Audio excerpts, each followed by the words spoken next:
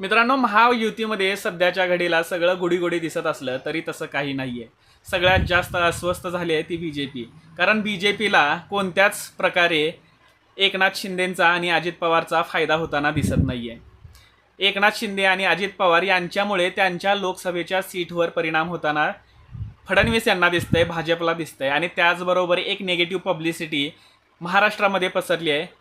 ते सुद्धा भाजपला सहन करावं लागतंय. एक निगेटिव्ह पब्लिसिटी जी आहे ती हीच की भ्रष्टाचाराचे आरोप असलेले सगळे नेते भाजपमध्ये आले आणि भाजपच्या मांडीला मांडी लावून ते बसले. स्वतः देवेंद्र फडणवीस यांना अनेक वेळेला तो सिंचन घोटाळ्याचा प्रकरण लोक ऐकवून दाखवतात, 70,000 कोटीचं प्रकरण ऐकून दाखवतात आणि त्याचबरोबर शिवसेना फुटीचा आरोपसुद्धा देवेंद्र फडणवीस आणि भाजपवर लागला आहे.